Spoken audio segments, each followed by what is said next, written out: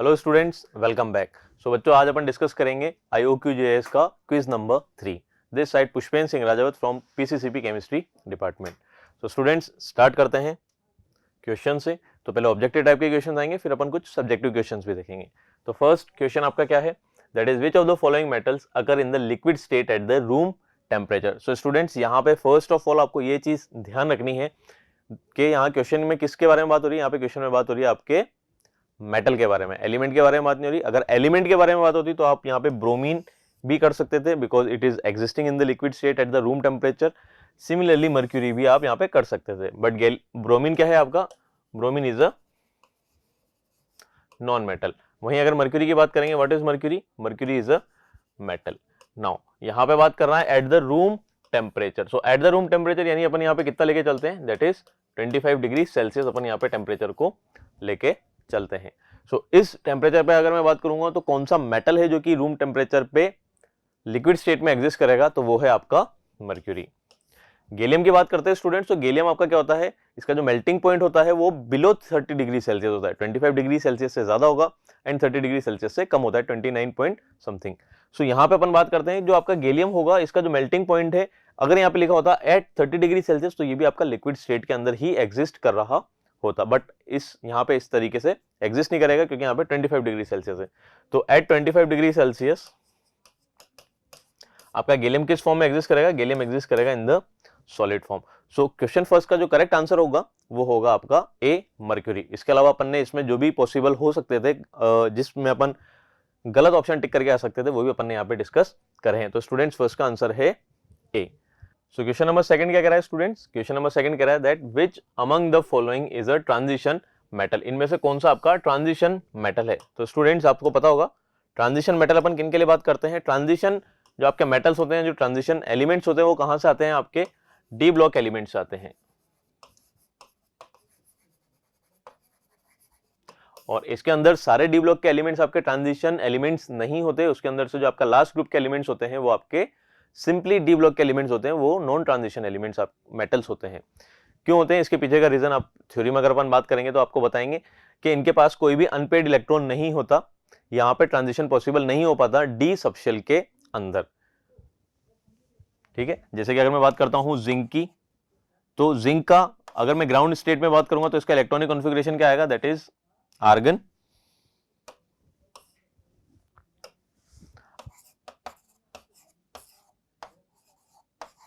(3d10 and 4s2). तो यहाँ पे डी सबशेल क्या है आपका, कंप्लीटली फिल है, इसके पास में कोई भी अनपेड इलेक्ट्रॉन नहीं है ट्रांजिशन करने के लिए।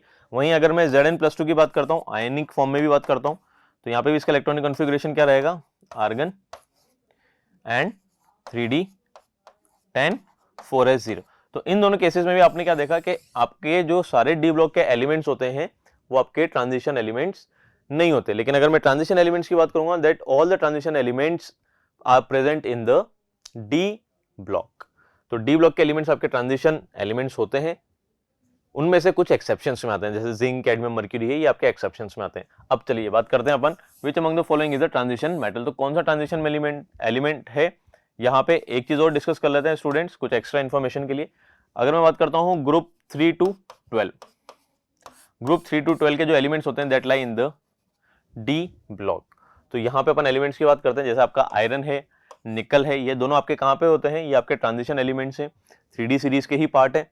कैल्शियम की बात करेंगे, ये आपका कहाँ पे लाई करता है, ये लाई करता है आपका ग्रुप 2 में, and this is what, this is alkaline earth metal. So ये आपका अल्कलाइन अर्थ मेटल है। तो आपको आंसर मिल ही गया होगा स्टूडेंट्स, कौन से आपके ट्रांजिशन मेटल्स हैं। तो आपके option A and B, that is both A and B are correct. So option D is the correct answer, that iron and nickel is present in the D block and they are what, they are transition elements, or we can say they are transition metals, क्योंकि उसमें सारे ही metals present होते हैं। तो आई hope students you get the correct answer. इसके अलावा जो भी इंफॉर्मेशन यहाँ पे पॉसिबल हो सकती थी, जो भी एक्स्ट्रा क्वेश्चन यहाँ से बन सकते थे, वो चीज मैंने आपको यहाँ पे बता दी है। चलिए मूव करते हैं नेक्स्ट क्वेश्चन की तरफ। सो नेक्स्ट क्वेश्चन है about the reactivity. So reactivity of zinc is dash than that of the hydrogen. तो यहाँ पे बच्चों अपन बात करते हैं रिएक्टिविटी सीरीज ऑफ मेटल्स की, जिसके अंदर आपका क्या होता है, जिंक की रिएक्टिविटी ज्यादा आती है किससे, हाइड्रोजन से। रिएक्टिविटी सीरीज ऑफ मेटल के लिए अगर मैं बात करता हूं तो आपका जिंक तो मेटल है but hydrogen is a non metal, but इसको अपन कंसिडर करते हैं for comparing with the metals, क्योंकि आपका वाटर के अंदर भी क्या प्रेजेंट है, हाइड्रोजन प्रेजेंट है, एंड सेकेंड आपका जो एसिड्स है उसमें भी क्या प्रेजेंट होता है, आपका हाइड्रोजन एलिमेंट प्रेजेंट होता है। तो मुझे यहाँ पे देखना बहुत ज्यादा जरूरी है कि कौन से मेटल्स हैं जो कि हाइड्रोजन से ज्यादा रिएक्टिव होते हैं। जो मेटल्स हाइड्रोजन से ज्यादा रिएक्टिव होंगे उन मेटल्स को अपन नाम देते हैं एक्टिव मेटल्स। सो आपको आंसर मिल गया होगा। आगे अपन रिएक्टिविटी सीरीज भी देखेंगे, इसी जैसे अपन अलग अलग क्वेश्चंस करेंगे उसके अंदर अलग अलग रिएक्टिविटीज भी आएगी, तो वहां पे अपन अलग अलग एलिमेंट्स की रिएक्टिविटी सीरीज भी सेम टाइम पे देखेंगे। तो इस क्वेश्चन को अभी अपन यहीं तक ही रखते हैं। So reactivity of zinc is then dash than that of the hydrogen. So zinc की रिएक्टिविटी क्या है, it is greater than that of the hydrogen. So यहाँ पे आंसर क्या आएगा आपका, option B, that it is more than that of the hydrogen. Now I hope students आपको answer मिल गया होगा। क्वेश्चन 3 का आंसर है option number B. Moving to the next question, आपको यहाँ पे एक रिएक्शन गिवन है, zinc plus X HCl gives ZnCl2 plus A। तो इस रिएक्शन को आपको कंप्लीट करना है and you have to find what will be A and what will be the X। यहाँ पे A क्या है, प्रोडक्ट है, एंड यहाँ पे X क्या है, कोफिशिएंट है। सो रिएक्शन आपकी बैलेंस्ड होनी चाहिए, तो आपको पहले प्रोडक्ट भी पता होना चाहिए, उसके बाद आप यहाँ पे क्या निकालेंगे, आप यहाँ पे उसको बैलेंसिंग करेंगे। बैलेंसिंग का मैंने आपको प्रीवियस लेक्चर्स में भी बताया हुआ है, आप बैलेंस किस तरीके से करेंगे, वहां पे आपको एटम्स को बैलेंस करना है। तो फर्स्ट ऑफ ऑल यहाँ पे क्या है, आपका जिंक है, it is combining with the HCl। तो यहाँ पे जो आपका हाइड्रोक्लोरिक एसिड है इसके अंदर आपका हाइड्रोजन प्रेजेंट है, तो जिंक क्या करेगा, zinc is more reactive than hydrogen, ये इसको डिस्प्लेस करेगा and it is forming ZnCl2। और यहाँ पे जो हाइड्रोजन डिस्प्लेस होगा that is going to form what, दोनों हाइड्रोजन एलिमेंट्स आपस में कंबाइन होकर क्या बनाएंगे, आपका H2 गैस रिलीज करेंगे। ये आपकी रिडॉक्स रिएक्शन है, यहाँ पे H+ की फॉर्म में आपका हाइड्रोजन रिलीज होगा, यहां से जो जिंक है वो अपने इलेक्ट्रॉन्स को क्या करेगा, Zn+2+2 इलेक्ट्रॉन्स, इस तरीके से यहाँ पे जो प्रोसेस होगा ये ऑक्सीडेशन प्रोसेस है। सेकंड जो आपका हाइड्रोजन यहाँ पे रिलीज हो रहा है H+ की फॉर्म में, वो इलेक्ट्रॉन्स को गेन करेगा, so 2 electrons for 2 hydrogen and it is going to form what, hydrogen gas. तो यहाँ से कौन सी गैस रिलीज हो रही है, हाइड्रोजन गैस रिलीज हो रही है। सॉल्यूशन के अंदर क्या बच रहा है आपका, Zn+2 बच रहा है और आपका Cl- सॉल्यूशन के अंदर प्रेजेंट है in the form of ions. तो आपका सॉल्यूशन बनेगा जिंक क्लोराइड का एक्वस सॉल्यूशन, और जो ए है वहां पे वो क्या है, आपका हाइड्रोजन गैस। हाइड्रोजन गैस के लिए एक और इंफॉर्मेटिव बात कर लेते हैं यहाँ पे, that it Burns with a pop sound. Hydrogen gas कैसे बर्न्स होती है, it Burns with pop sound. आपकी एक्सप्लोसिव गैस है, it Burns with a pop sound. चलिए अभी ये रिएक्शन को अपने को बैलेंस करना है। रिएक्शन को बैलेंस करने के लिए आपको एटम्स बैलेंस करने हैं दोनों साइड में। तो यहाँ पे जिंक के कितने एटम्स है, जिंक के यहाँ पे एक एटम है, यहाँ पे जिंक के कितने एटम है, एक एटम है। हाइड्रोजन की बात करता हूं तो यहाँ पे हाइड्रोजन के 2 एटम्स प्रेजेंट है, या फिर मैं मॉलिक्यूल की बेसिस पे बात करूंगा तो 1 मॉलिक्यूल प्रेजेंट है, बट मेरे को बैलेंसिंग के लिए एटम्स पे फोकस करना है। तो यहाँ पे 2 एटम्स हाइड्रोजन के प्रेजेंट है। क्लोरीन की बात करूंगा तो क्लोरीन के भी यहाँ पे 2 एटम्स प्रेजेंट है, और यहाँ पे हाइड्रोजन का 1 है और हाइड्रोजन का 1 है रिएक्टेंट साइड में। इसका मतलब मेरे को यहाँ पे इसको किससे मल्टीप्लाई करना पड़ेगा, मुझे यहाँ इसको HCl को 2 से मल्टीप्लाई करना पड़ेगा, या फिर x की पोजीशन पे 2 लिखना पड़ेगा। तो x की वैल्यू क्या हो जाएगी, आपकी 2 हो जाएगी। सो हियर आपको ये चीज भी पता चल गई, x की वैल्यू क्या हो रही है 2, एंड a क्या है आपका हाइड्रोजन गैस है। चलिए तो ऑप्शन टिक कर लेते हैं। सो ए ऑप्शन है H2N2 a के लिए, सेकंड है Cl2N1, H2N3 एंड H2N4। सो आपको दोनों आंसर मिल गए होंगे, a के लिए भी और x के लिए भी। सो करेक्ट आंसर क्या होगा आपका क्वेश्चन नंबर 4 का, that is option number A. चलिए students, moving to the next question. The next question कह रहा है आपको, what is the decreasing order of the reactivity of the following metal. तो what is the decreasing order of the reactivity of these following metals. आपको कुछ metals यहाँ पे given है, sodium, aluminium, potassium, copper, silver and iron. तो इनको reactivity के basis पे आपको अरेंज करना है। तो अपन पहले यहाँ पे लिख लेते हैं, सबसे ज्यादा रिएक्टिविटी किसकी होती है, आपकी पोटेशियम की, देन आपका किसका आएगा, सोडियम का, then comes out of these aluminium, then iron, then copper and at last there will be silver। तो ये आपकी रिएक्टिविटी होगी in the decreasing order of the reactivities. ये एक ऑर्डर होगा आपको देखने को, यहाँ पे इनको अरेंज करेंगे तो इस तरीके से दिखेगा आपको। इनमें से आपका कौन सा ऑप्शन सही है, तो बच्चों जिसमें ये वाला पार्ट्स प्रेजेंट होंगे वही आपका करेक्ट होगा। तो यहाँ से स्टार्टिंग करते हैं, यहाँ पे पहले सोडियम है तो इसको मैंने क्रॉस करा, बाकी आपके बी सी डी ऑप्शन यहाँ पे करेक्ट हो सकते हैं।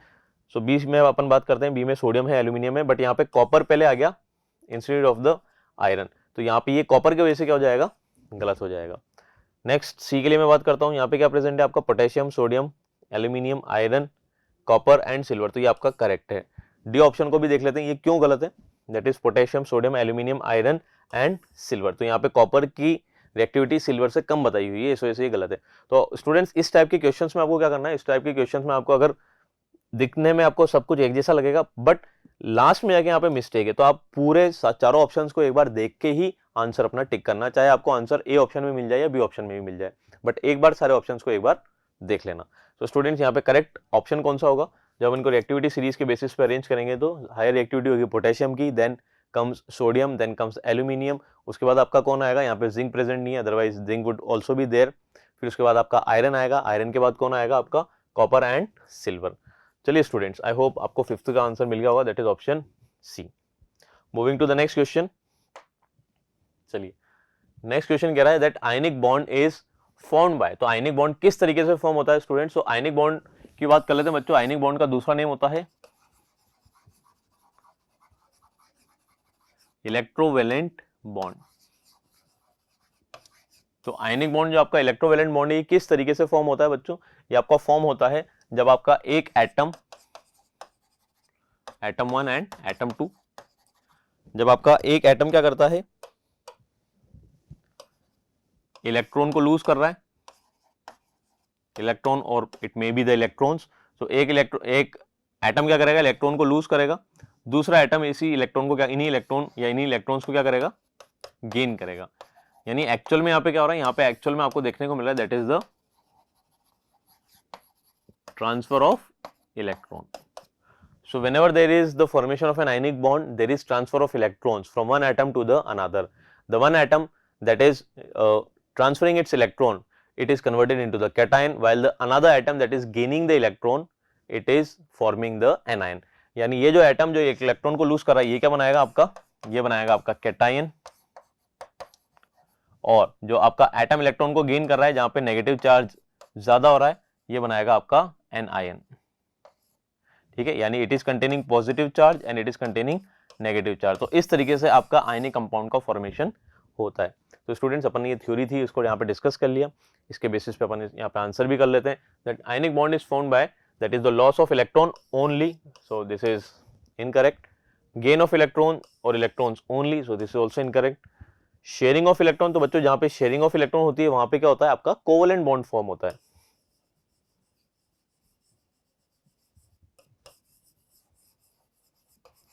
ठीक है, कौन सा बॉन्ड फॉर्म होता है स्टूडेंट्स, कोवलेंट बॉन्ड फॉर्म होता है।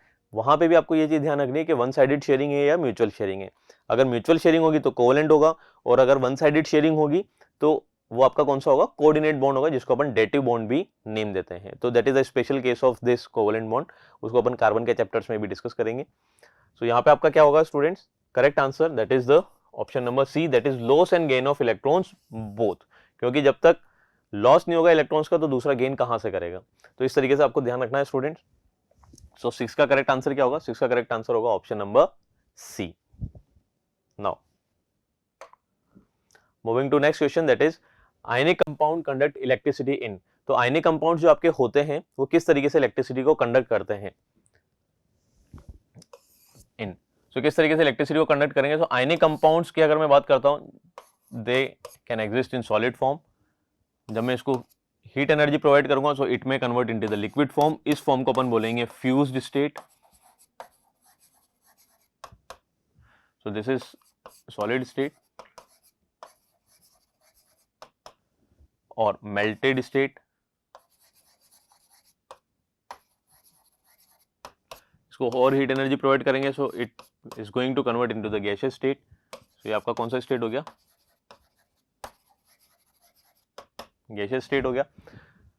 अनदर केस, जब मैं इसको वाटर के अंदर पुट करूंगा so on dissolving it into the water it is going to form the aqueous form. क्या बनाएगा ये, एक्वस फॉर्म बनाएगा, यानी कि ये सॉल्यूशन में चला जाएगा। तो स्टूडेंट्स यहाँ पे कब ये इलेक्ट्रिसिटी को कंडक्ट करेगा, तो इलेक्ट्रिसिटी कंडक्ट होती है या तो इलेक्ट्रॉन्स के माइग्रेशन से या ट्रांसफर से, या फिर आपका दूसरा होगा आयंस के मूवमेंट से। तो यहाँ पे आपके इलेक्ट्रॉन्स तो मूव नहीं कर रहे, आपके कौन मूव करेंगे, यहाँ पे आयनिक कंपाउंड के अंदर आपके मूव करेंगे आयंस। तो आयंस आपके कहाँ पे फॉर्म हो रहे हैं, जब अपन एक्वस सॉल्यूशन की बात करते हैं तो यहाँ पे भी आपके क्या फॉर्म होते हैं, यहाँ पे आपके आयंस अलग अलग हो जाते हैं या आयनाइजेशन प्रोसेस हो जाता है, तो यहाँ पे आपके आयंस अलग अलग हो रहे हैं, इस वजह से आपका क्या होगा, इलेक्ट्रिसिटी कंडक्ट होगा एक्वस सॉल्यूशन में। दूसरे स्टेट की अगर मैं बात करता हूँ तो यहाँ पे बहुत ही ज्यादा स्ट्रॉन्ग इलेक्ट्रोफोर्सेस ऑफ अट्रैक्शन है। So when it is going to convert into the fuse state और द मेल्टेड स्टेट, यहाँ पे भी आपके क्या हो जाएंगे, आयंस का फॉर्मेशन होगा। तो जब यहाँ पे आयंस का फॉर्मेशन होगा, it is also going to conduct the electricity, यानी आपका जो आयनिक कंपाउंड्स है वो आपके सॉलिड स्टेट में भी इलेक्ट्रिसिटी कंडक्ट वो बिल्कुल नहीं करेंगे, सॉलिड स्टेट में, लिक्विड स्टेट में कर सकते हैं, मींस करेंगे ही, एंड आपके एक्वस सॉल्यूशन के अंदर भी इलेक्ट्रिसिटी कंडक्ट करेंगे। दोनों में डिफरेंस ये है, सॉलिड को जो अपन वाटर में ऐड कर रहे हैं तो आपका क्या बना रहा है, एक्वस सॉल्यूशन बना रहा है। Just for an example NaCl की बात कर लेते हैं, तो आपका जो NaCl है कॉमन सॉल्ट, ये आपका सॉलिड फॉर्म में है। जब मैं इसको इतना हीट एनर्जी प्रोवाइड करता हूँ तो ये किस में कन्वर्ट हो रहा है, NaCl लिक्विड स्टेट में कन्वर्ट हो रहा है। तो ये जो आपका फॉर्म बना है, this is the fused form और द मेल्टेड फॉर्म, तो ये इस स्टेट में इलेक्ट्रिसिटी को कंडक्ट करेगा। दूसरी चीज, जब मैं इसको वाटर के अंदर पुट कर रहा हूँ तो ये क्या बनाएगा आपका Na प्लस एक्वस आयंस में डिसोसिएट होगा एंड Cl माइनस एक्वस, इस तरीके से इसका डिसोसिएशन यहाँ पे होगा।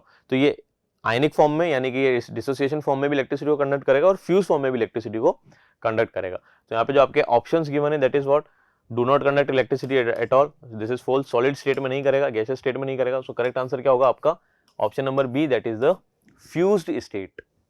So I hope students you get the correct answer of the question number 7. Now moving to the next question. So next question है कार्नलाइटिस। तो कार्नलाइट क्या है बच्चों, आपका एक ओर है। तो कार्नलाइट का फॉर्मूला क्या होता है, कार्नलाइट का फॉर्मूला होता है that is KCl dot MgCl2 dot 6H2O। तो ये आपका कार्नलाइट का फॉर्मूला है। दूसरी चीज आपको ये किस तरीके से भी मिल सकता है, ये आपको इस तरीके से भी लिखा हुआ मिल सकता है, that is KMgCl3 dot 6H2। तो अगर आपको ये इस तरीके से भी लिखा हुआ दिख रहा है तो भी आपको क्या समझना है, that is it is what, it is a mixed salt, that is potassium chloride and magnesium chloride का। और यहाँ पे क्या प्रेजेंट है, यहाँ पे आपका H2O किस फॉर्म में प्रेजेंट है, हाइड्रेटेड फॉर्म के अंदर प्रेजेंट है। सो आपका करेक्ट ऑप्शन क्या होगा यहाँ पे, that is KCl dot MgCl2 dot 6H2O। So option C is the correct answer for question number 8। Now moving to the next question. तो क्वेश्चन 9 पे मूव करते हैं स्टूडेंट्स। क्वेश्चन 9 क्या कह रहा है आपका, the metal which can not displace hydrogen from the acids. तो जो हाइड्रोजन से ऊपर लाई करते हैं रिएक्टिविटी सीरीज में, एक्टिविटी सीरीज ऑफ मेटल्स में, उनको अपन नाम देते हैं students, that is active metals. ठीक है, एक्टिव मेटल्स वो हैं जो कि रिएक्टिविटी सीरीज ऑफ मेटल्स में हाइड्रोजन के ऊपर लाई करते हैं, जैसे आपका पोटेशियम है, सोडियम है, कैल्शियम है, एल्यूमिनियम है, मैग्नीशियम है, जिंक है,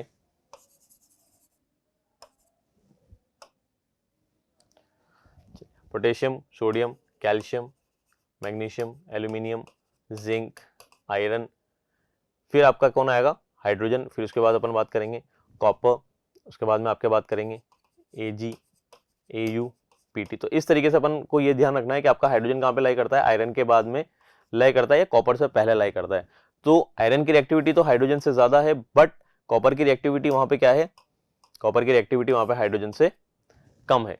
सो इस बेसिस पे आपको आंसर करना है कि किसकी रिएक्टिविटी हाइड्रोजन से कम है। जिसकी रिएक्टिविटी हाइड्रोजन से कम होगी वो हाइड्रोजन को डिस्प्लेस नहीं कर सकता, ना तो वाटर से डिस्प्लेस कर पाएगा और ना ही डाइल्यूट एसिड से उसको डिस्प्लेस कर पाएगा। ठीक है, सो अगर मैं बात करता हूँ सोडियम की, it is going to displace, calcium भी डिस्प्लेस करेगा, मैग्नीशियम भी डिस्प्लेस करेगा, क्योंकि इनकी रिएक्टिविटी क्या है, ज्यादा है। तो ये इनकी अगर रिएक्टिविटी ज्यादा है तो हाइड्रोजन को ये इजीली डिस्प्लेस करेंगे वाटर से भी, and at the same time ये डाइल्यूट एसिड से भी करेंगे। बट यहाँ पे आपका क्या है, सिल्वर, जिसकी रिएक्टिविटी क्या है, हाइड्रोजन से भी कम है। यू कैन सी हियर, जो आपका सिल्वर है जिसकी रिएक्टिविटी हाइड्रोजन से कम है। सो कौन सा मेटल जो कि हाइड्रोजन को डिस्प्लेस नहीं कर सकता, so correct answer will be option number A for the question number 9। चलिए बात करते हैं नेक्स्ट क्वेश्चन पे। Choose the correct set which represents the oxides as acidic, basic, neutral and amphoteric respectively. तो बच्चों इस यहाँ पे आपको कुछ ऑक्साइड्स गिवन है ऑप्शंस के अंदर, इसमें से आपको करेक्ट ऑप्शन ये फाइंड आउट करना है जिसमें पहला कौन आएगा आपका एसिडिक ऑक्साइड आएगा, दूसरा आपका बेसिक ऑक्साइड आएगा, थर्ड न्यूट्रल ऑक्साइड आएगा और फोर्थ आपका एम्फोटेरिक ऑक्साइड आएगा। एक बार इन चारों को अपन डिस्कस कर लेते हैं कि ये जो ऑक्साइड्स होते हैं वो कौन कौन से होते हैं। तो एसिडिक ऑक्साइड्स कौन से होते हैं स्टूडेंट्स, वो ऑक्साइड्स यानी कि आपके ये नॉन मेटेलिक ऑक्साइड्स हैं।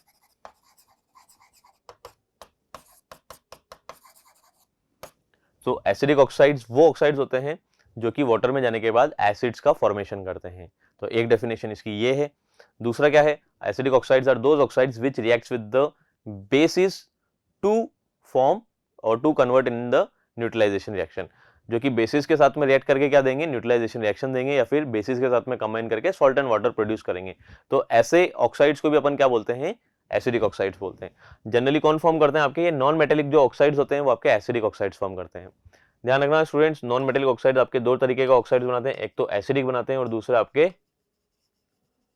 न्यूट्रल ऑक्साइड्स बनाते हैं। न्यूट्रल ऑक्साइड्स कौन कौन से होते हैं आपके, that is H2O, CO that is water, carbon monoxide, N2O and NO।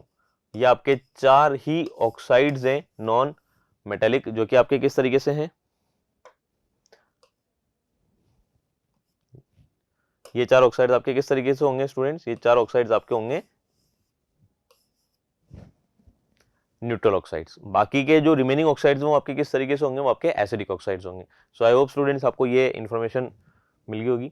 Now basic oxides की बात करते हैं। बेसिक ऑक्साइड्स कौन से होते हैं, बेसिक ऑक्साइड्स आपके वो ऑक्साइड्स होते हैं which gives basis when dissolved in water. जब मैं इन ऑक्साइड्स को वाटर में डिसॉल्व करूंगा तो वो बेसिस का फॉर्मेशन करेंगे। यहाँ पे एसिडिक ऑक्साइड्स कौन है, जिनको मैंने वाटर में डिसॉल्व करा है वो एसिड्स का फॉर्मेशन कर रहे हैं। या फिर दूसरा अपन ऐसे बोल सकते हैं, बेसिक ऑक्साइड्स वो ऑक्साइड्स होते हैं जो कि एसिड्स के साथ रिएक्ट करके सॉल्ट एंड वाटर देते हैं, यानी कि न्यूट्रलाइजेशन रिएक्शन देते हैं। तो बेसिक ऑक्साइड्स बनते किससे हैं, ये आपके बनते हैं मेटेलिक ऑक्साइड्स। तो मेटेलिक ऑक्साइड्स के भी कौन सा नेचर होता है, इनका जनरल नेचर होता है बेसिक ऑक्साइड का, और इनका जो दूसरा नेचर होता है वो होता है एम्फोटेरिक ऑक्साइड्स का। अभी अपन एम्फोटेरिक ऑक्साइड्स को भी डिस्कस करेंगे, what are the amphoteric oxides. तो बच्चों अपन ने यहाँ पे एसिडिक ऑक्साइड्स को डिस्कस कर लिया, बेसिक ऑक्साइड्स को डिस्कस कर लिया, न्यूट्रल को डिस्कस कर लिया। न्यूट्रल ऑक्साइड्स वो होते हैं जो कि ना तो एसिड्स के साथ में रिएक्ट करेंगे ना ही बेसिस के साथ में रिएक्ट करेंगे। ये ऐसे ऑक्साइड्स हैं जो किसी के साथ में रिएक्ट नहीं करते। जैसे कार्बन मोनोऑक्साइड को मैं एसिड के साथ में रिएक्शन कराऊंगा तो नहीं देगा, सिमिलरली अगर मैं इसकी रिएक्शन बेसिस के साथ में कराऊंगा तो भी नहीं देगा। तो ये जो ऑक्साइड्स हैं these are neutral in nature, इसलिए इनको बोला गया है न्यूट्रल ऑक्साइड। नेक्स्ट अगर मैं बात करता हूं आपका एम्फोटेरिक, तो एम्फोटेरिक ऑक्साइड्स कौन से होते हैं, एम्फोटेरिक ऑक्साइड्स आपके वो ऑक्साइड्स हैं जो कि एसिड्स से भी रिएक्ट करेंगे एंड बेसिस से भी रिएक्ट करेंगे। यानी ये बेसिस से भी रिएक्ट कर रहे हैं एंड ये एसिड्स से भी रिएक्ट कर रहे हैं। तो आपके एम्फोटेरिक ऑक्साइड्स किन के होते हैं, आपके मेटेलिक ऑक्साइड्स होते हैं। मेटेलिक ऑक्साइड्स का नेचर कौन सा है, बेसिक। तो यानी कि ये बेसिस तो फॉर्म करेंगे ही सही, साथ में क्या कर रहे हैं, ये एसिड्स के साथ में तो रिएक्ट कर रहे हैं। और ये दूसरा अपना नेचर ऐसे भी शो करते हैं कि जो आपके मेटेलिक ऑक्साइड्स हैं एक्वस सॉल्यूशन में जाने के बाद में बेस तो बना ही रहे, बट ये किसके साथ में रिएक्ट कर रहे हैं, बेसिस के साथ भी रिएक्ट कर रहे हैं। वहां पे न्यूट्रलाइजेशन रिएक्शन के हिसाब से रिएक्ट नहीं कर रहे, but they are going to react with acids as well as the bases. दोनों के ही साथ में ये अपनी अपनी रिएक्शंस शो करते हैं। सो ये चारों मैंने डिस्कस कर लिया बच्चों। आपके यहाँ पे नॉन मेटेलिक ऑक्साइड्स को डिस्कस कर लिया एंड मेटेलिक ऑक्साइड्स को डिस्कस कर लिया। Non metallic oxides two types के थे आपके, एक तो हैं आपके एसिडिक ऑक्साइड्स, दूसरे हैं आपके न्यूट्रल ऑक्साइड्स। सिमिलरली आपके जो मेटेलिक ऑक्साइड्स हैं वो भी टू टाइप्स के नेचर शो करते हैं, एक तो आपके शो करेंगे दैट इज बेसिक ऑक्साइड्स और दूसरा है आपका एम्फोटेरिक ऑक्साइड्स। नाउ बात यहाँ पे एक चीज और आती है बच्चों, एक एक्स्ट्रा इन्फॉर्मेशन ये है कि जो आपके न्यूट्रल ऑक्साइड्स हैं जिसके अंदर आपका H2O है, तो जब आप ब्रोंस्टेड-लोरी कंसेप्ट देखोगे तो आपको H2O किस तरीके से दिखेगा, वो एसिड्स के साथ भी रिएक्ट करता हुआ दिखेगा, बेसिस के साथ भी रिएक्ट करता हुआ दिखेगा। तो H2O का जो नेचर होता है उसको बोलते हैं अपन एम्फीप्रोटिक। ध्यान रखना स्टूडेंट्स, H2O आपके न्यूट्रल ऑक्साइड्स में ही आता है, बट कभी कभी इसको अपन न्यूट्रल ऑक्साइड्स में नहीं लेके इसको एम्फीप्रोटिक भी बोलते हैं। तो amphiprotic is a different term. Amphiprotic जो कि H+ आयन को गेन भी कर सकता है और H+ आयन को रिलीज भी कर सकता है। तो ये एम्फीप्रोटिक के हिसाब से वर्क करता है। चलिए अब अपन ऑप्शंस की बात करते हैं। अपन ने जो भी यहाँ पे पॉसिबल चैप्टर से रिलेटेड जो भी टॉपिक्स है उसको डिस्कस कर लिया। अब अपन यहाँ पे ऑप्शन की बात करते हैं। तो एसिडिक ऑक्साइड क्या CO2 एसिडिक ऑक्साइड है, MgO बेसिक ऑक्साइड है, क्या न्यूट्रल ऑक्साइड N2O है, लेकिन यहाँ पे जो H2O है वो आपका एम्फोटेरिक ऑक्साइड नहीं है, तो H2O के वजह से ऑप्शन यहाँ पे कैंसिल हो गया। सेकंड बात करते हैं, SO2 आपका एसिडिक ऑक्साइड है, NO आपका न्यूट्रल ऑक्साइड है, ये आपका बेसिक ऑक्साइड नहीं है। तो NO के वजह से क्या हो गया, ऑप्शन गलत हो गया, आगे अपन को नहीं जाना। इसके अंदर जैसे आपका P2O5 है तो इसको अपन ने डिस्कस कर ही लिया, ये आपका एसिडिक ऑक्साइड है। ZNO की बात अपन ने कर ली, आपका कौन सा ऑक्साइड है, ये आपका एम्फोटेरिक ऑक्साइड है। नेक्स्ट आपका NO कौन सा ऑक्साइड है, आपका न्यूट्रल ऑक्साइड है। और जो आपका Al2O3 है आपका कौन सा ऑक्साइड है, आपका एम्फोटेरिक ऑक्साइड है। जिंक ऑक्साइड आपका बेसिक ऑक्साइड में भी कंसिडर हो सकता है, बट अपन एक बार चारों ऑप्शंस को देख लेते हैं। तो फोर्थ ऑप्शन भी जब अपन देख रहे हैं तो यहाँ पे आपका क्या है, SO3 सल्फर ट्राइऑक्साइड, ये आपका एसिडिक ऑक्साइड है। सेकंड है आपका CaO, तो कैल्शियम ऑक्साइड क्या है, ये आपका बेसिक ऑक्साइड है। N2O आपका न्यूट्रल ऑक्साइड है। एंड PbO भी आपका क्या है, लेड के ऑक्साइड्स भी आपके कौन से होते हैं, एम्फोटेरिक ऑक्साइड होते हैं। लेड के भी ऑक्साइड्स आपके एम्फोटेरिक ऑक्साइड से, गैलियम के भी ऑक्साइड्स आपके एम्फोटेरिक ऑक्साइड से, जिंक ऑक्साइड्स, एल्यूमिनियम ऑक्साइड्स, ये आपके कौन से ऑक्साइड्स हैं, ये आपके एम्फोटेरिक ऑक्साइड्स के अंदर काउंट होते हैं। तो स्टूडेंट्स अगर आपका ऑप्शन डी नहीं होता तो मैं इस ऑप्शन को करेक्ट मानता, बट थर्ड में और फोर्थ में जो आपको ऑप्शन सही लग रहा है वो कौन सा है, जैसे थर्ड में आपका ZNO गिवन है और फोर्थ में आपका कैल्शियम ऑक्साइड गिवन है। तो इन दोनों में मोर बेसिक कौन सा है, आपका ZNO, ये आपका एम्फोटेरिक नेचर शो करेगा। तो यहाँ पे आपका ऑप्शन 4 करेक्ट है। स्टूडेंट्स एक इंफॉर्मेशन और है, अगर मैं इन चारों में से देखूंगा तो 4 इज मोर करेक्ट, बट अगर यहाँ पे आपके चॉइसेस गिवन होती तो आप उस टाइम किस तरीके से करेंगे। देखो यहाँ पे जो H2O की अगर मैं बात कर रहा हूँ बच्चे, तो ये आपका क्या कर रहा है, अकॉर्डिंग टू द ब्रोंस्टेड-लोरी कंसेप्ट, ये आपका एसिड्स के साथ भी रिएक्ट कर रहा है, बेसिस के साथ भी रिएक्ट कर रहा है, यानी ये एम्फीप्रोटिक है। तो उस केस में मैं इसको क्या मान सकता हूँ, according to the definition amphoteric oxides वो होते हैं जो एसिड्स और बेसिस दोनों के साथ में रिएक्ट करते हैं। तो उस केस में आपका क्या हो सकता है, ये H2O भी यहाँ पे एम्फोटेरिक ऑक्साइड के जैसे ट्रीट होगा, बट अपन इसको क्या मान के चलते हैं, अपन इसको न्यूट्रल ऑक्साइड मान के चल रहे हैं। तो दोनों इन्फॉर्मेशन मैंने आपको दे दी। अगर आपका इस तरीके से 4 ऑप्शंस गिवन है तो इनमें से आपको बेस्ट पॉसिबल करेक्ट आंसर आपको फाइंड आउट करना है। अगर वहां पे आपको चॉइसेस भी अभी आते हैं, जैसे आपको 2, 3, 1, 4 इस तरीके से आपको गिवन है, तो आपको वहां पे ऑप्शंस टिक करने हैं। तो आई होप स्टूडेंट्स आपको इसका आंसर मिल गया हो, that is option 4 is the correct answer for question number 10। चलिए स्टूडेंट्स मूव करते हैं नेक्स्ट क्वेश्चन के लिए। सो नेक्स्ट क्वेश्चन है आपका, that is aluminium is extracted from its oxide by. तो एल्यूमिनियम का जो ओर है that is the bauxite ore.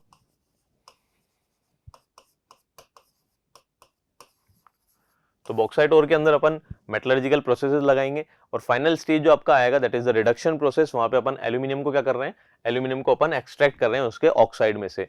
तो जब अपन बॉक्साइट ओर को आफ्टर सम प्रोसेसेस जब अपन यहाँ पे लगाएंगे तो आपका किस में कन्वर्ट हो जाएगा, आपका कन्वर्ट हो जाएगा Al2O3 के अंदर। इसके अंदर से अपन इलेक्ट्रिसिटी को पास करेंगे। तो जब अपन इलेक्ट्रिसिटी को पास करते हैं सॉल्यूशन के अंदर से तो आपका प्रोसेस हो जाता है इलेक्ट्रोलाइसिस। कौन सा प्रोसेस होता है स्टूडेंट्स, इलेक्ट्रोलाइसिस प्रोसेस होता है। तो फाइनल प्रोसेस यहाँ पे कौन सा होगा, आपका इलेक्ट्रोलाइसिस होगा, क्योंकि मैं इसके अंदर से क्या कर रहा हूँ, मोल्टन एल्यूमिना से यहाँ पे इलेक्ट्रिसिटी को पास कर रहा हूँ। तो मोल्टन एल्यूमिना से जब मैं अपन इलेक्ट्रिसिटी को पास कर रहे हैं, साथ में अपन क्या कर रहे हैं स्टूडेंट्स, यहाँ पे अपन यहाँ पे कार्बन के रॉड भी, ग्रेफाइट के रॉड यहाँ पे डिप कर रहे हैं। तो ये किसके जैसे बिहेव करेंगे, एज अ कैथोड, और ये जो आपका कंटेनर है it is behaving as a, ये आपका एनोड के जैसे बिहेव करेगा और ये आपके कैसे बिहेव करेंगे, एज अ कैथोड। यहाँ पे आपका क्या है, आपका सॉल्यूशन है Al2O3 लिक्विड फॉर्म के अंदर। इसके अंदर अपन क्रायोलाइट Na3AlF6 एंड फ्लोरस्पार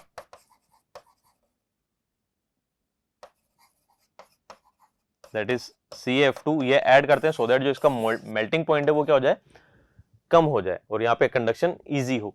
तो जब यहाँ पे कंडक्शन इजी होगा तो आपका जो एल्यूमिनियम है ये किस फॉर्म में कंडक्ट होगा, आपका जो एल्यूमिनियम आयनिक फॉर्म में है, ये इलेक्ट्रॉन्स को गेन करेगा and it is going to convert into the aluminium, जो कि नीचे जाके डिपॉजिट हो जाएगा यहाँ पे। वहीं अगर मैं बात करता हूँ जो आपका ऑक्साइड है ये किस में कन्वर्ट हो रहा है, आपका ये ऑक्साइड आपका कन्वर्ट हो रहा है ऑक्सीजन गैस में एंड यहाँ पे इलेक्ट्रॉन्स को रिलीज कर रहा है इस तरीके से। तो ये जो इलेक्ट्रॉन्स है ये कहाँ पे काम में आ रहे हैं, एल्यूमिनियम आयन को एल्यूमिनियम में कन्वर्ट करने में काम में आ रहे हैं। जब यहाँ से ऑक्सीजन गैस रिलीज हो रही तो ऑक्सीजन गैस इस ग्रेफाइट रॉड के साथ में कंबाइन होकर क्या फॉर्म कर रही है, इस ग्रेफाइट रॉड के साथ में कंबाइन करके यहाँ पे C+O2 that is CO2 gas form कर रही है। तो जब यहाँ पे CO2 गैस फॉर्म हो रही है तो यानी यहाँ से ग्रेफाइट क्या होता जा रहा है, टाइमली कंज्यूम होता जा रहा है। तो अपने को यहाँ पे इस ग्रेफाइट रॉड को चेंज करना पड़ता है टाइम के साथ में। तो ये पूरी रिएक्शंस भी मैंने आपको बता दी, बट इस क्वेश्चन में आपको क्या पूछा है कि कौन सा प्रोसेस होता है जिसके थ्रू अपन यहाँ पे बॉक्साइड ओर से एल्यूमिनियम को एक्सट्रैक्ट करते हैं। तो जब अपन इलेक्ट्रिसिटी को पास कर रहे हैं यहाँ पे तो आपका कौन सा प्रोसेस होगा, that is the electrolysis process. ठीक है स्टूडेंट्स, आई होप आपको आंसर मिल गया होगा और कुछ एक्स्ट्रा इन्फॉर्मेशन भी यहाँ पे आपको गेन हुई होगी जो कि अपन कंसेप्चुअल इन्फॉर्मेशन की बात करते हैं।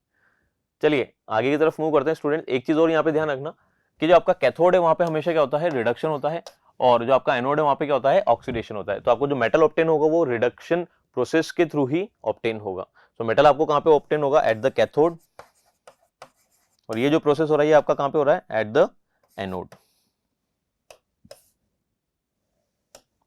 तो यहाँ पे आपका जो प्रोसेस है दैट इज ऑक्सीडेशन, यहाँ पे होगा आपका रिडक्शन, और यहाँ पे कौन सा प्रोसेस होगा, oxidation. That is the gain of electrons is the reduction process, while the loss of electron is oxidation process. और ये वाली जो रिएक्शन है ये भी आपके कहां पे हो रही है, एट द एनोड हो रही है। चलिए स्टूडेंट्स आगे की तरफ मूव करते हैं नेक्स्ट क्वेश्चन में। So which of the following is incorrect, इसमें से कौन सा इनकरेक्ट है। तो यहाँ पे बच्चों कुछ ओर्स गिवन है और उसके सामने उसके मेटल्स गिवन है यहाँ पे। तो फर्स्ट है आपका चैल्कोसाइड, दैट इज Cu2s। तो ये किसका ओर है, ये आपका कॉपर का ओर है, that is given here that it is the ore of copper, तो ये आपका करेक्ट है। मैग्नेटाइट Fe3O4, यहाँ पे कुछ अदर इंप्योरिटीज भी साथ में प्रेजेंट है, but it is the ore of iron, तो मैंने सिर्फ उसी का फॉर्मूला लिखा है यहाँ पे Fe3O4। सो ये आपका आयरन का ओर है, this is also correct. Calamine की बात करते हैं तो कैलामाइन का जो आपका ओर है that is the ore of zinc, तो यहाँ पे एल्यूमिनियम गिवन है, so it is the ore of what, it is the ore of zinc. Next है आपका galena, that is PbS, this is the ore of what, this is the ore of lead.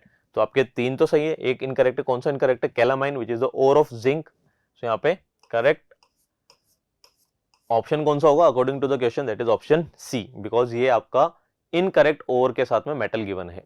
चलिए move करते हैं next question में। अब subjective questions की बारी है स्टूडेंट, सब्जेक्टिव क्वेश्चंस डिस्कस करते हैं। सो आपका क्वेश्चन 13 है which is saying an element E combines with oxygen to form an oxide E2O। यहाँ पे एक एलिमेंट है जो कि ऑक्सीजन के साथ में कंबाइन करके क्या बना रहा है, E2O फॉर्म कर रहा है। सो ऑक्सीजन क्या के साथ में कंबाइन करके E2O ऑक्साइड बना रहा है, तो it is forming E2O oxide. अपने को पता है बच्चों ऑक्सीजन की वैलेंसी 2 होती है, मुझे इस एलिमेंट की वैलेंसी फाइंड आउट करनी है, मैंने इसको क्या रख लिया, X रख लिया। तो जब यहाँ पे कंपाउंड फॉर्म होगा किस तरीके से होगा, दैट इज E2OX। ठीक है, तो जब मैं इन दोनों को कंपेयर कर रहा हूं तो जब इन दोनों को कंपेयर करेंगे तो अपने को क्या पता चल रहा है कि X की वैल्यू क्या आनी चाहिए, यहाँ पे X की वैल्यू यहाँ पे आनी चाहिए 1। सो ये जो 1 वैल्यू है X की, this is what, this is the valency of E। तो यहाँ पे वैलेंसी E की कितनी है, X है, ऑक्सीजन की कितनी है, 2 है, क्योंकि ऑक्साइड की फॉर्म में प्रेजेंट है। चलिए यहाँ पे लिखा हुआ है ऑक्साइड। चलिए which is a good conductor of electricity. So since this is a good conductor of electricity, how many electrons will be present in the valence shell of element E। Now बच्चों ये information यहाँ पे इसलिए important है, which is the good conductor of electricity, because यहाँ पे ये जो कंपाउंड फॉर्म हो रहा है वो कौन सा हो रहा है, आयनिक कंपाउंड फॉर्म हो रहा है। कौन सा फॉर्म हो रहा है, आयनिक कंपाउंड फॉर्म हो रहा है। सो since this is ionic compound, इसका मतलब यहाँ पे जो आपका E है वो क्या है, E आपका मेटल है, और मेटल के आउटर मोस्ट शेल में कितने इलेक्ट्रॉन्स होंगे, या तो 1 होंगे या 2 होंगे या 3 इलेक्ट्रॉन्स प्रेजेंट होंगे।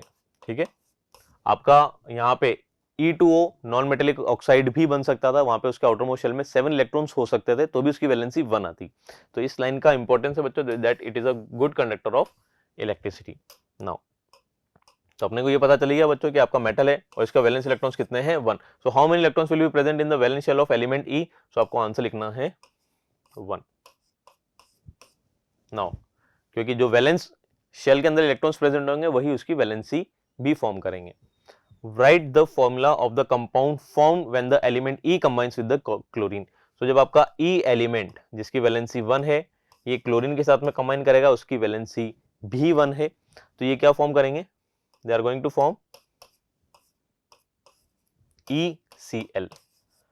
अगर आपसे यहाँ पे पूछा जाए कि कौन से टाइप का कंपाउंड है, तो बच्चों ये वाला कंपाउंड भी आपका कौन सा होगा, आयनिक कंपाउंड होगा।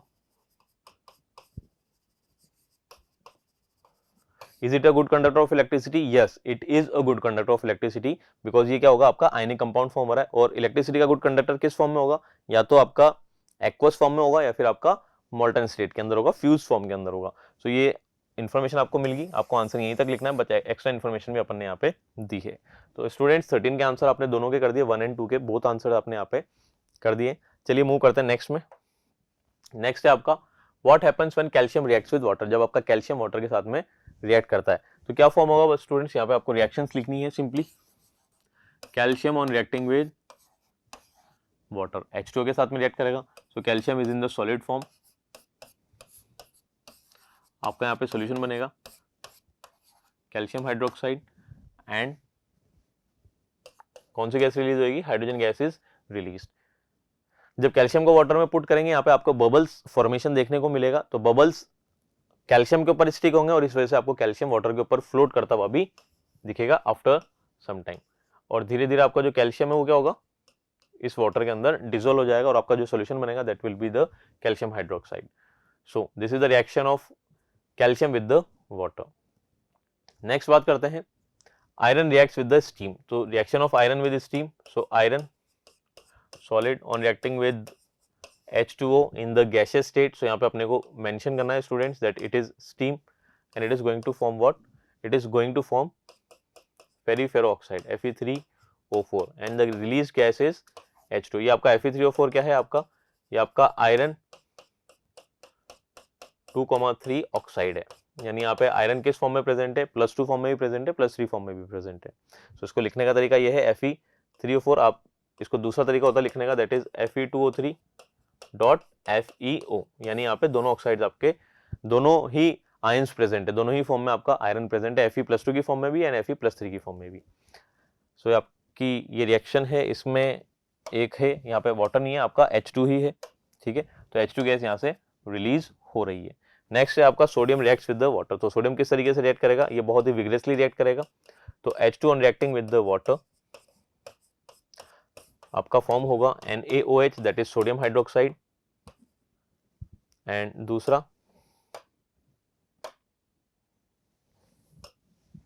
आपका कौन सी गैस रिलीज हो रही है यहाँ पे, हाइड्रोजन गैस इज रिलीजिंग। इस रिएक्शन में और इस रिएक्शन में एक डिफरेंस ये है कि ये रिएक्शन बहुत ही विग्रेसली होती है, यहाँ पे जो हाइड्रोजन निकल रहा है it is going to form what, यहाँ पे जो आपका हाइड्रोजन रिलीज हो रहा है ये क्या करेगा, आपका मिल के साथ में यहाँ पे एक छोटा सा एक्सप्लोजन आपको देखने को मिलेगा, बिकॉज यहाँ पे इतनी एनर्जी लिबरेट हो रही है कि जो हाइड्रोजन जो यहाँ पे फॉर्म हो रहा है इट विल कैच फायर, तो यहाँ पे ये एक्सप्लोजन होगा। बट वहीं अगर मैं बात करता हूँ इस रिएक्शन की, तो ये रिएक्शन आपकी इतनी हाईली एक्सोथर्मिक नहीं है, इस वजह से जो हाइड्रोजन यहाँ पे लिबरेट हो रहा है ये इजीली लिबरेट होगा और यहाँ पे आपको एक्सप्लोजन सुनने को नहीं मिलेगा। तो दोनों ही रिएक्शंस हैं, बट ये रिएक्शन आपकी कौन सी होगी, ये आपकी विग्रेसली रिएक्ट करेगी, ये आपकी बहुत ज्यादा एक्सोथर्मिक होगी, ये आपकी थोड़ी कम एक्सोथर्मिक होगी। नीचे वाली रिएक्शन सोडियम इन वाटर, यहाँ पे it is going to catch the fire, but here आपका जो कैल्शियम है ये धीरे धीरे बबल्स रिलीज करता जाएगा और आपको ये कैल्शियम कुछ टाइम बाद, जैसे अगर मैं कैल्शियम के छोटे लम्ब की बात करूंगा तो वो क्या होगा, आपको वाटर के ऊपर फ्लोट करता हुआ भी दिखेगा। तो डेंसिटी की वजह से फ्लोट नहीं कर रहा, इट इज फ्लोटिंग बिकॉज जो हाइड्रोजन यहाँ पे रिलीज हो रहे हैं it is sticking to the surface of this calcium. तो स्टूडेंट्स अपन ने यहाँ पे सभी क्वेश्चंस के आंसर ले लिए हैं, सारे क्वेश्चंस अपन ने एक एक करके डिस्कस करे हैं, कुछ सब्जेक्टिव क्वेश्चंस भी थे, कुछ ऑब्जेक्टिव क्वेश्चंस भी थे। तो आप इन क्वेश्चंस को एक बार देखें, इन क्वेश्चंस को प्रैक्टिस करें। ये जो अपन चैप्टर्स यहाँ पे डिस्कस कर रहे हैं ये वो चैप्टर्स हैं जहाँ से आपको मैक्सिमम आउटपुट मिल सकता है मिनिमम टाइम के अंदर। तो स्टूडेंट्स मिलते हैं आपसे नेक्स्ट क्लास के अंदर जहाँ पे अपन दूसरे क्वेश्चंस डिस्कस करेंगे। Till then thank you.